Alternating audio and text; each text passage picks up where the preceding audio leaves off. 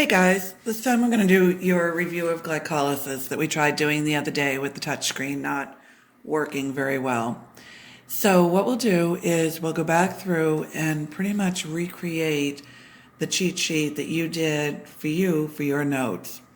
So we started out talking about glycolysis, and where glycolysis fits in is that it's the first step in processing my carbohydrates with the end goal of making energy in mind.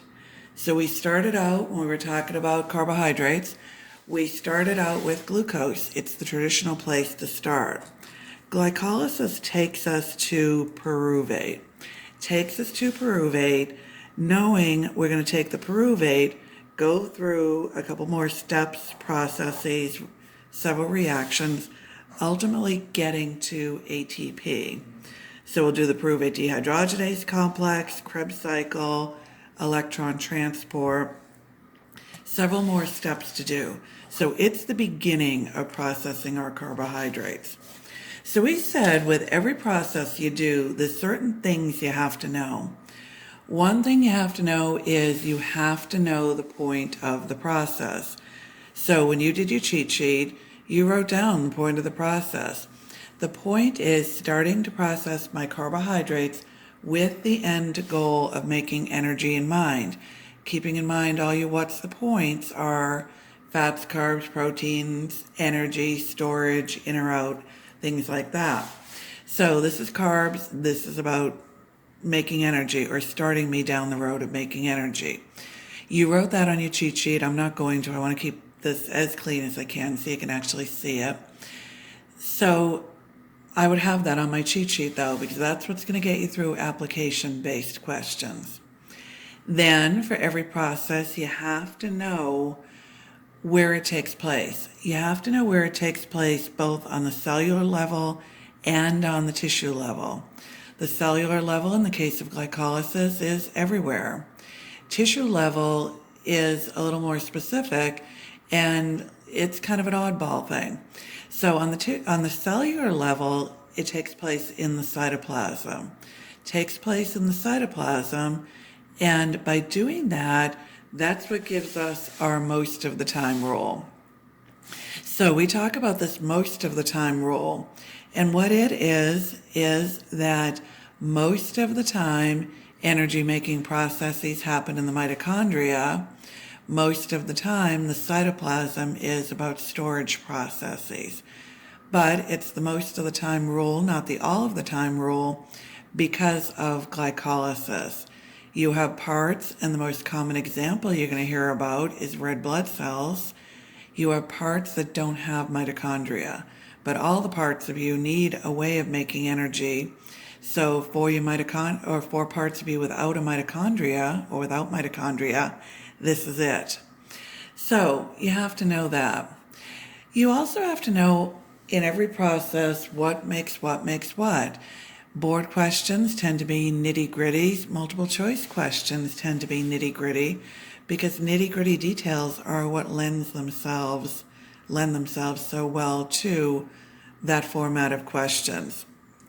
So you absolutely have to know glucose makes glucose 6-phosphate, makes fructose 6, makes fructose 1,6, and so on. So those questions would look like, here's the reactant and the enzyme, what's the product?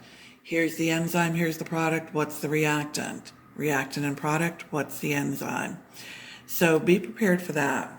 You also have to know on every process your regulatory enzymes, what regulates them, and then any other enzymes that have a particular significance. So let's go through and talk about those for a minute. So my first regulatory enzyme was hexokinase. So don't forget with enzymes, your trends, your generalities. Kinases put phosphates on. So what that enzyme does, it takes the phosphate off of an ATP. So I'm minus 1 ATP. I used 1 ATP because don't forget we're going to be counting and accounting for ATP.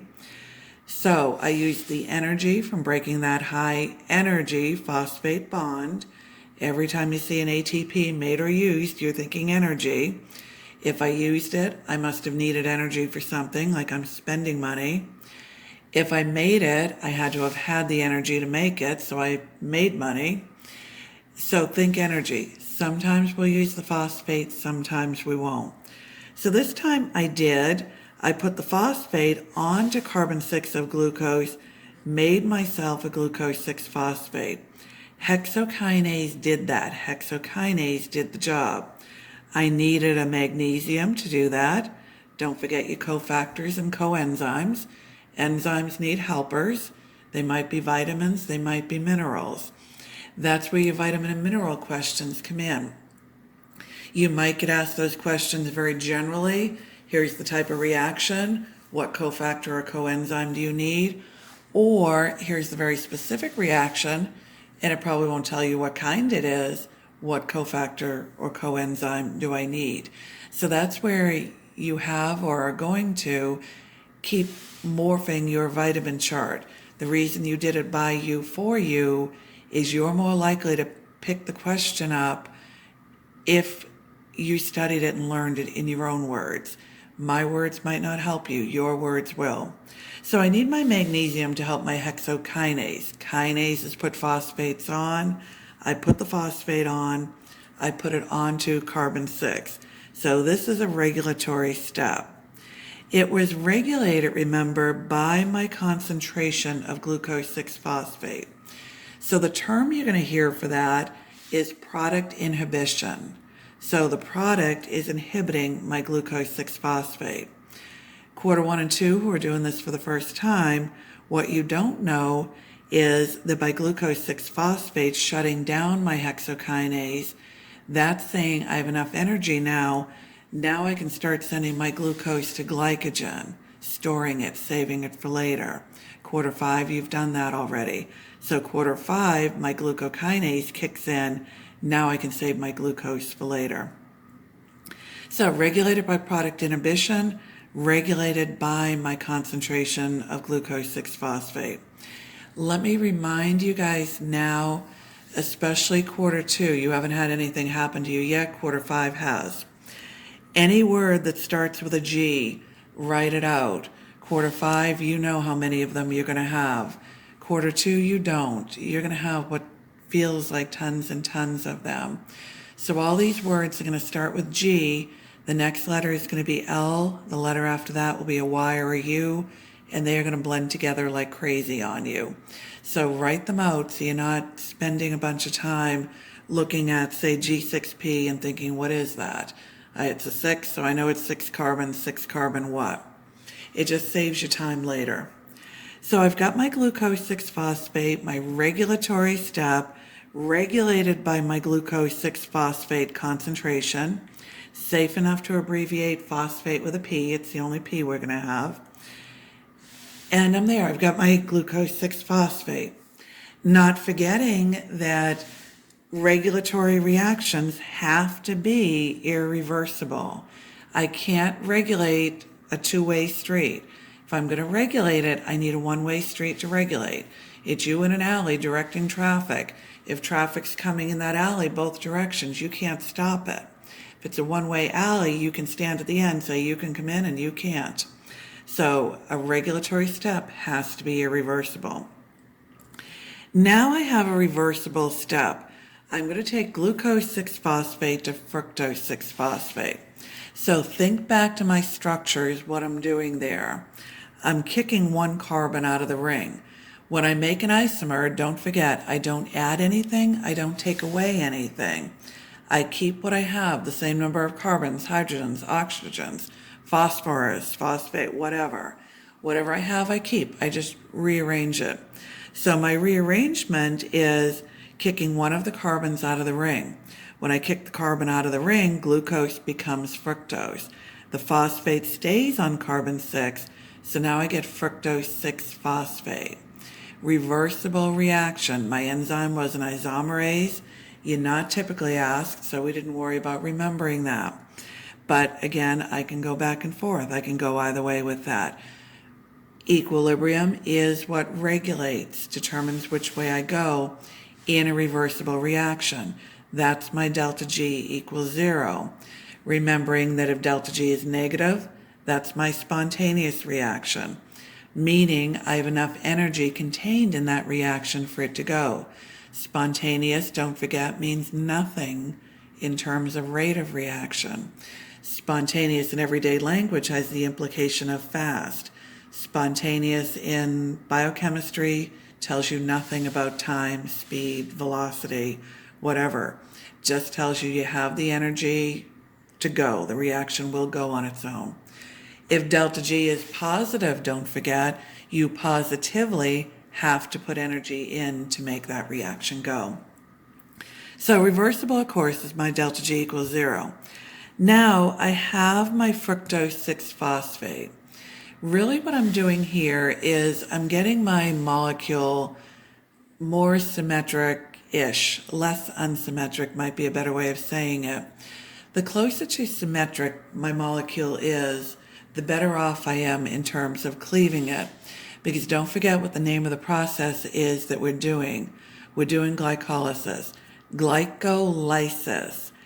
And I know how corny it is, splitting the sugar and all that, saying that, but it gets really important when you have so many of your GL words all blending together in your head. Because what we're going to do quarter 2 and what we've done quarter 5, after glycolysis, we'll do glycogenesis, glycogenolysis, gluconeogenesis. We're going to have all these Genesis ending words, lysis ending words, starting with gl something at the beginning. So glycolysis, I'm splitting the sugar. So my next reaction, and I'm being careful actually, I'm trying not to say third, and I'm absolutely not going to say step 1, step 2, step 3. The reason I'm not is the way we happen to divide it, just happen to, and I did number it in the PowerPoint to keep it straight, the way we happen to do that, we have 10 steps. Another book might number it differently. We have a step that we have 2 parts. They might call that 2 steps. They might divide out, show more intermediates and count them than we do. So the step numbers are very, very arbitrary. When I hear you guys saying that my regulatory steps are 1, 3, and 10, if and only if it's numbered the way we numbered it. All you have to do is change the numbering and you're all messed up. So make sure when you're learning it, you learn my regulatory steps are hexokinase, phosphofructokinase, the pyruvate kinase step. The numbers can get you in trouble. So this step is my next regulatory step. Phosphofructokinase, and again, breaking the word down. Break biochemistry words down. Don't forget that enzyme names are what they do or what they do it to with an A's on the end. So kinases phosphorylate. So I already know I'm going to phosphorylate a molecule. I'm going to phosphorylate an already phosphorylated fructose. I'm going to phosphorylate fructose 6-phosphate. So my phosphofructokinase is going to do the job for me. I'm going to get the phosphate that I'm going to phosphorylate with from another ATP. So I've used another ATP. I'm down to ATP now. I need a magnesium, and this is another regulatory step. So this is a regulatory step. Sorry, my voice is cracking. This is a regulatory step, and this one's regulated by 2 things. One thing that regulates it is energy. So we went through and we talked about all the different ways we can say you have energy or you don't have energy. I have ATP, I have NADH, that means I have energy. If you get asked a question where you are told, I have ADP, the reality is you have ATP and ADP at the same time all the time. But in that question, if you're getting asked in a way that they're saying, I have ADP, don't forget, we're going to make a jump with that and say, you're trying to tell me I don't have enough ATP, as in I need to make ATP. So no matter how they word it, things like that, that's going to tell you I have energy or I don't have energy. So we can simply write energy. Our other regulator is citrate. So citrate is a molecule for quarter 5, don't forget, for quarter 2, you might not know yet, in the Krebs cycle. So citrate is a molecule several steps away.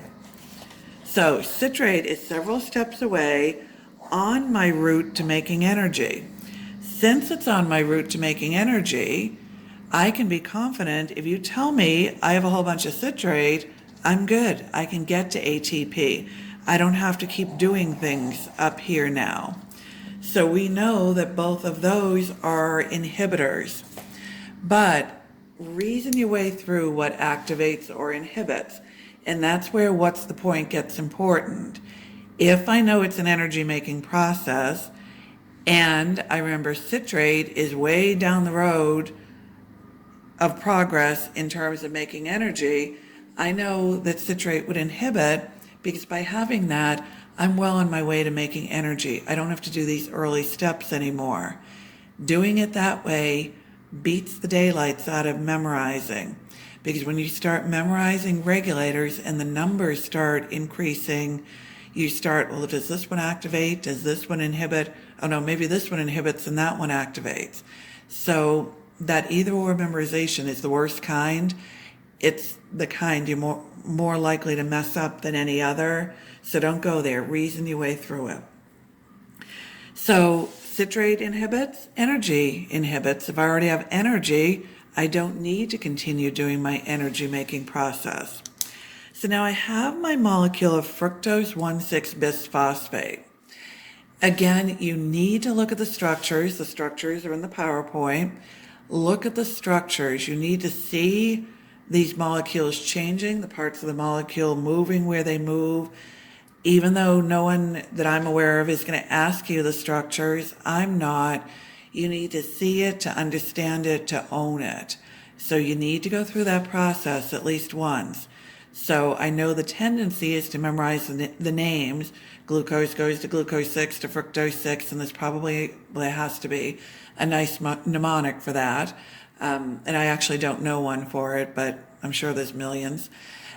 That's the tendency. But go through the structures, look at them, own this. You're putting the time in, do it right, and do it. So I have that fructose 1,6-bisphosphate. So I have a phosphate on actually 2 adjacent carbons, and you'll see that when you go back to the structure. I have a kind of symmetric-ish molecule, as symmetric as I'm getting. But it's not totally symmetric, so I'm going to cleave it now. I'm going to cleave it, and I'm going to get a glyceraldehyde 3-phosphate. There's 3 of my carbons. And I'm going to get a dihydroxyacetone phosphate, DHAP. There's the other 3 of my carbons. So they're not identical because my molecule wasn't 100% symmetric. I really didn't want that DHAP. I'll get happier about that when we make fats, make triglycerides and everything. That will become the backbone of a triglyceride. So quarter 5, you guys have done that. You've seen that. Quarter 2, it's coming attractions. So for now, for the purposes of glycolysis, I don't want that DHAP. So I convert it now into another glyceraldehyde 3-phosphate. So I have 2 identical glyceraldehyde 3-phosphates now. So I just finished my what's called investment phase. So I finished spending ATP. So ATP, we're going to talk about, and we have with quarter 5, ATP questions are really, really common questions to get asked. It's a big budgeting, accounting kind of project. So when you get asked how many ATP, there's 3 pieces of information you need. One is per what. Per what is always going to refer to this split. So per before or after the split. That can change your answer by a factor of 2. Don't forget, the people writing your questions know what mistakes you can make. They're going to try to get one step ahead of you. Think of the mistake you can make. think of the answer you would get if you made it and give that to you. So, have to know per what.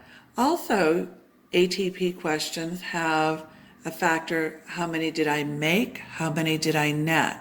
How many did I make overall? How many did it cost me? It costs you money to make money, is the old saying. It costs you ATP to make ATP, you're going to see. So we're going to have to count this cost. So we're going to do that in a few minutes with glycolysis.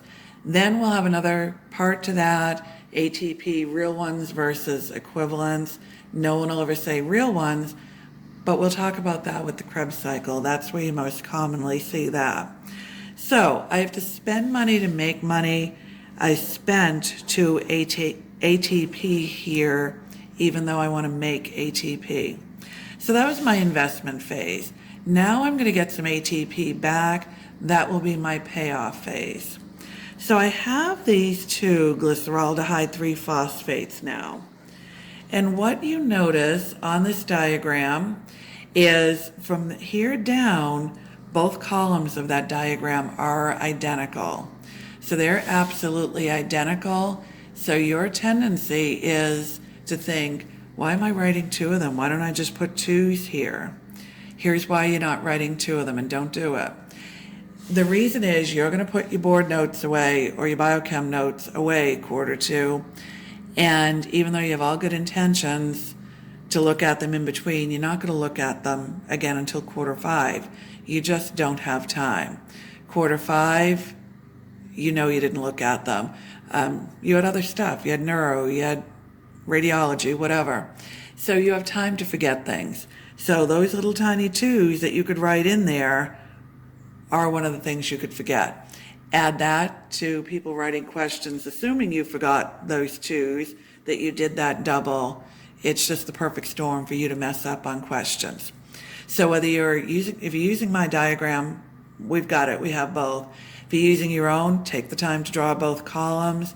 If you're downloading a different one, make sure you have both columns, just so it's right in your face. Chiropractors are typically very visual, so having that right in your face is huge. So we tend to speak singularly, and I probably will going through the rest of it, but let's go through remembering that everything we do, we're doing twice. So the next reaction we're going to do is an oxidation. I can't oxidize without reducing. I can't reduce without oxidizing. So what I'm going to do is just that. I'm going to oxidize. I have my glyceraldehyde 3-phosphate. I'm going to oxidize it to a glycerate.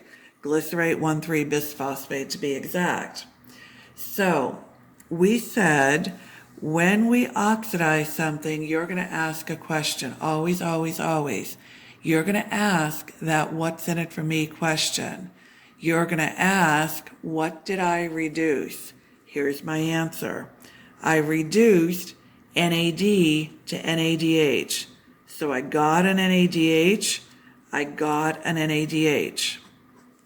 So in glycolysis, I made two NADHs for that glucose that entered. Those NADHs are like writing a check for ATP. Like we've said before, we're sticking with old numbers for the values.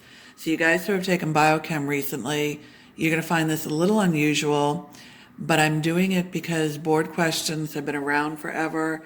It takes them a while to change things. So the last edition of Leninger, we started saying that NADH is worth 2.5 ATP because we weren't accounting for heat. Or we were accounting for heat, I'm sorry. If we're not accounting for heat, NADH is worth 3 ATP.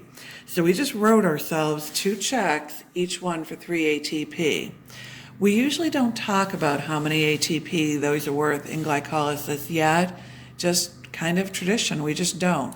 The concept usually goes with Krebs, and we will talk about it a lot there.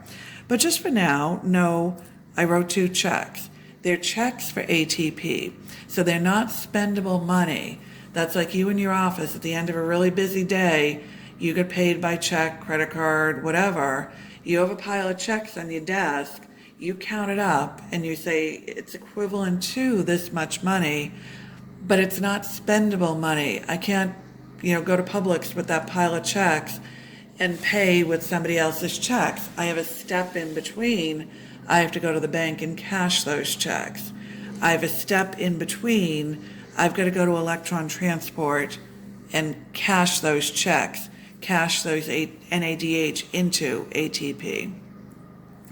So I made them. And you could very well get asked, how many NADH do you make?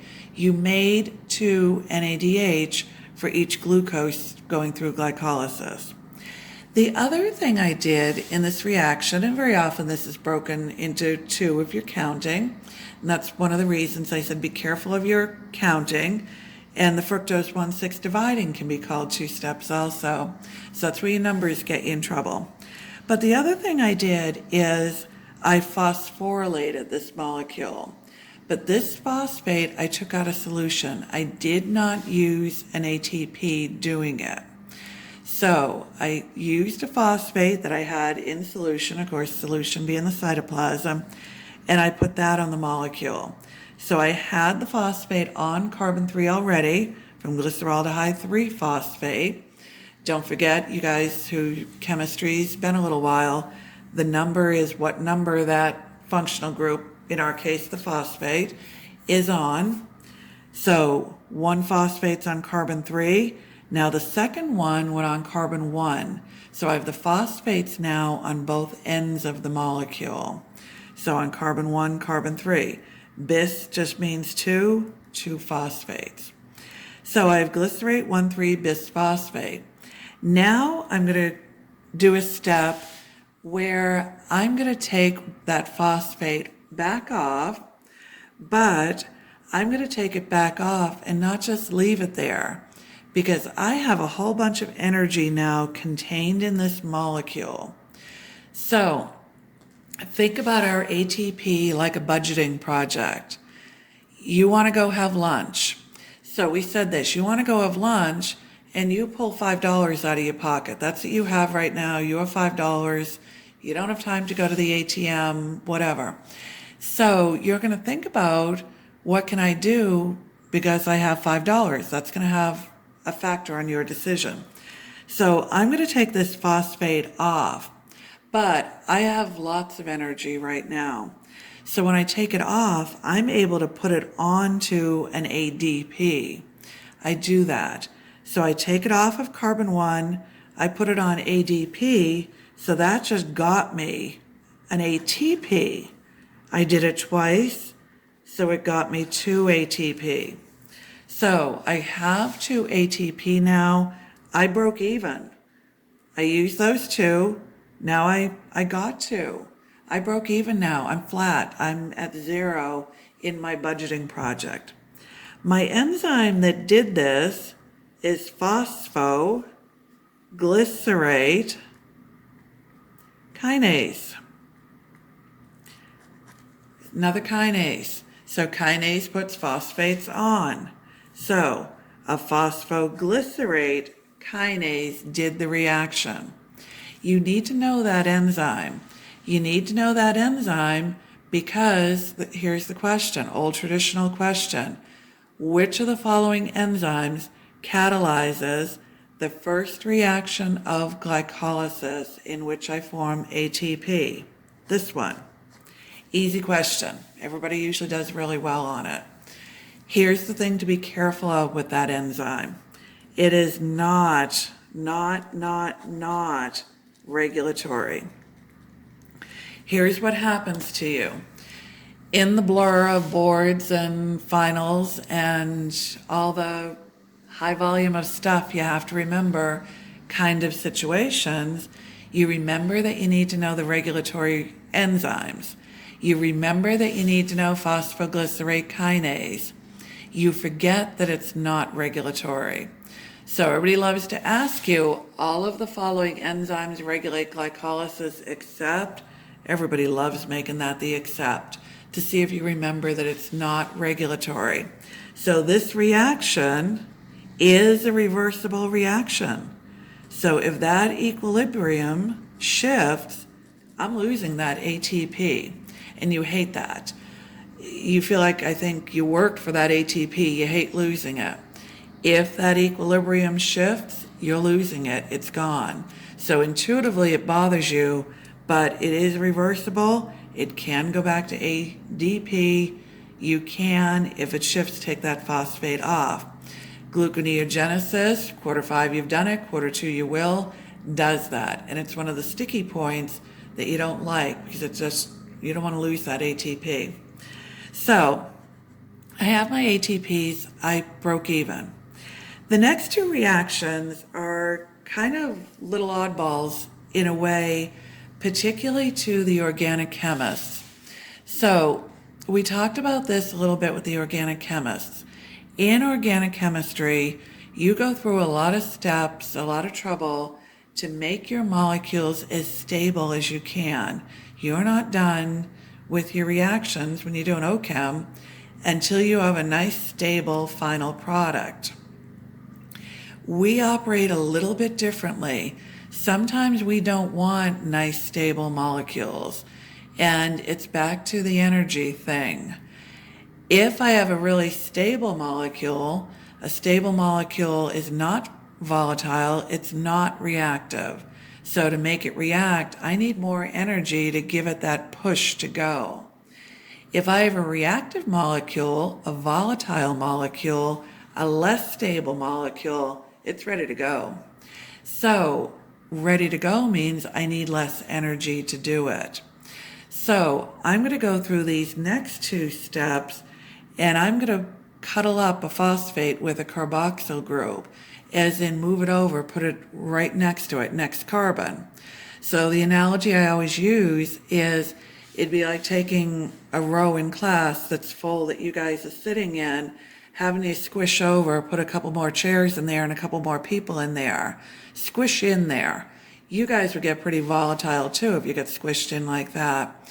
So the molecule gets more volatile, it's ready to react. So that's what these two steps are about. We're getting the molecule less stable, more volatile, more reactive. So we're going to get to phosphoenol pyruvate. We get to phosphoenol pyruvate and it's ready to go. It's ready to react. So it's ready to react, contains enough energy to put a phosphate onto ADP and give me an ATP. So plus 1 ATP for me, plus 1 ATP for me.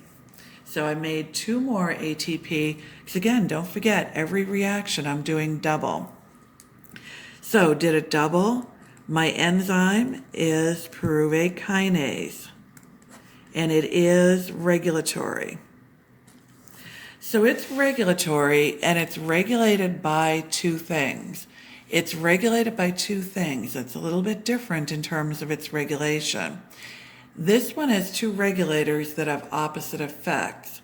So one regulator is energy. Easy. If I have energy, I don't need to do the process. I can do other things with my molecules, most likely save them for later. If I don't have energy, I better get going and do it. My other regulator is fructose 1,6-bisphosphate. So up here. So the analogy we used with that is that it regulates me this way.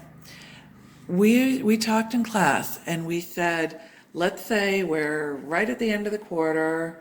You have 17 tests next week, a couple projects, a presentation, and all that. And I thought you didn't have enough work to do. So I thought, why don't we assign a nice biochemistry project and have it due next week? So what are you going to do? You kind of looked at me when I used the analogy in class like you were going to slash my brake lines. So besides that, what are you going to do? What you're going to do is you're going to get going on the work you have, clear that out so you can do the work that you know is coming. So that's what pyruvate kinase does. Pyruvate kinase says, okay, well, I have this phosphoenol pyruvate now, but I know I'm going to have a whole bunch more work coming my way. I better get rid of what I have now to make room for the work that's coming my way. So that's what it does. It activates. because it knows more work is coming its way. So fructose 1,6-bisphosphate is my other regulator. Notice on purpose, I'm not even bothering to write down activate, inhibit, because you're reasoning your way through it that way. It's upstream in an energy making process. So I know that means work will be coming my way. I know that means I better activate, get rid of the work I have now so that I have room for the work that's coming my way. So that's your what makes what regulatory enzymes, what regulates them, part of glycolysis. Then with glycolysis, you're going to get part of the how many ATP concept stuff, whatever. ATP net versus made, that concept belongs to glycolysis. So be prepared for that. The words you're going to see are net or yield, meaning how many ATP do I have left after I pay my bills, pay to make the ATP, versus made, how many ATP do I make? So how many ATP do I make? When I say make, I'm not counting what it cost me. So I made 1, 2, 3, 4. So that's you in your office and I'm your accountant. And I say to you, how many ATP or how much money did you make in your office last month? So I'm giving you the per what. I'm saying how many ATP did I make per glucose, so per month on the money part. And you're going to say to me, I made $40,000 because I asked how much did you make, not your gross, or I asked you gross, not your net. I asked how much money came through the door. We're not talking about your bills yet. How many ATP did I make? Per glucose, I made 4. We're not talking about your bills yet. So now I'm still your accountant and I say, okay, well, how much money did you have left after you paid your salaries, your light bill, your, table you bought, whatever? And you're going to say, well, it cost me $30,000 to run my office because I bought a new table. So I had $10,000 left. So my net or my yield in my money office, it's my profit.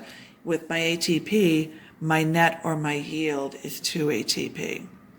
So I made 4, cost me 2, so that left me 2.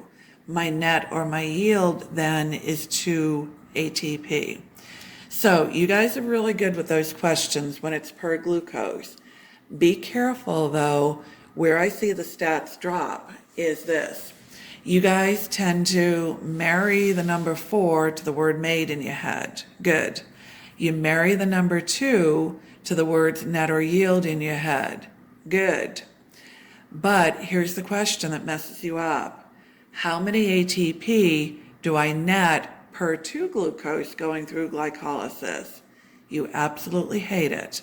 Because the answer to how many ATP do I net per 2 glucose is 2 times 2. It's 4. You don't want 4 and net together. You'd be happier if I asked you how many ATP do you net per 10 glucose or something. So be a little careful with that. And even if you have to write 2 times 2 to make it sit right, do that. But be a little careful with questions like that. The stats tend to drop on that question when I do it because you just, I guess, don't like it. So that's our glycolysis. So something with glycolysis. Glycolysis really and truly is an anaerobic process. So what do I mean by that? What I mean is to get from glucose to pyruvate. To get from my glucose to pyruvate, I don't need oxygen. When I get to pyruvate, though, if I want to continue and make energy, now I do need oxygen.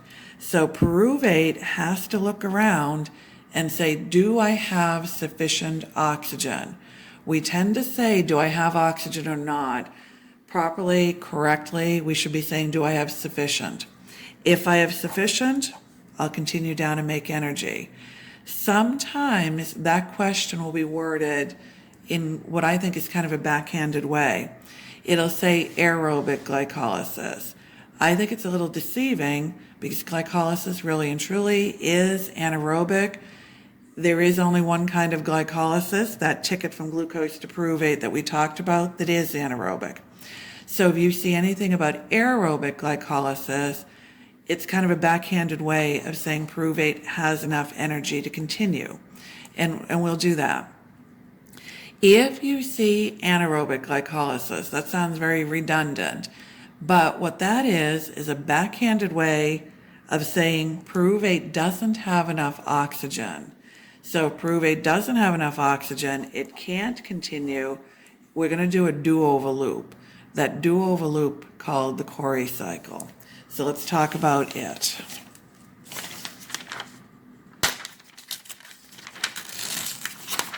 So the Cori cycle, like we said, is kind of a do-over loop. So most often you're going to see the Cori cycle discussed in the context of an exercising skeletal muscle.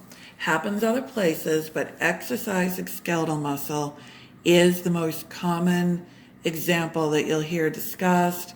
I'm seeing questions, things like that. So I'm in the muscle. So in the muscle, my exercising skeletal muscle, what do I want to do? I'm exercising, so I want that muscle to contract, relax, and so on. So I need energy, I need ATP to do that. So I ate my glucose. I took my glucose, I did glycolysis, and I went to pyruvate with it. So I went to pyruvate, and my intention is I went to pyruvate and I want to keep going through my energy making processes, make some ATP so that I can use that ATP now to keep the muscle relaxing, contracting.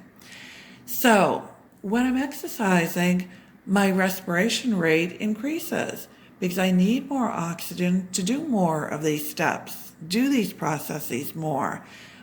Pyruvate needs the oxygen to continue and do the subsequent processes. But let's say I'm running so hard, so fast, that I can't get enough oxygen in. So I get my glucose to pyruvate. No problem doing that because I don't need oxygen to do that. But my pyruvate looks around and says, I don't have enough oxygen to continue. So it's going to go to lactate. It's going to go to lactate. And lactate dehydrogenase is the enzyme that does that. So I'm going to make lactate in the muscle. Lactate dehydrogenase is going to do that. Then I'm going to take that lactate and I'm going to send it to the liver. So I'm going to send my lactate now to the liver. So I'll send my lactate to the liver. Don't forget what we said about the liver. The liver is like everybody's mama. The liver takes care of everybody. The liver cleans up after everybody. I don't really want this lactate floating around in my muscle, so I send it to get cleaned up. So I send it back to the liver. The liver converts it back to pyruvate. Lactate dehydrogenase is the enzyme that does that. So hang on here. How does lactate dehydrogenase know which way to go? That looks like a reversible reaction. It is. But again, don't forget what regulates reversible reactions. Reversible reactions are regulated by equilibrium. Here, I made a whole bunch of pyruvate. That shifted my equilibrium to lactate. Remember, A goes to B goes to A. Add more A, makes more B. Take away A, B replaces it. Same idea. So a bunch of pyruvate makes me shift the equilibrium, rebalance, Le Chatelier and everything, rebalance, making me make lactate. Then I dump a bunch of lactate into the liver, get my equilibrium out of balance. Now I'm going to shift the equilibrium towards pyruvate, rebalance again, exactly the same thing. So that enzyme, and I would know that enzyme converts lactate to pyruvate or pyruvate to lactate. Just gets me back in equilibrium, gets me back in balance. Which way does it go where?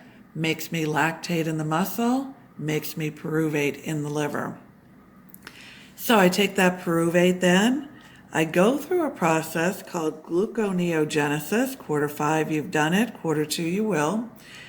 It's kind of sort of glycolysis backwards. And when we talk about gluconeogenesis, we'll define the kind of sort of part of it.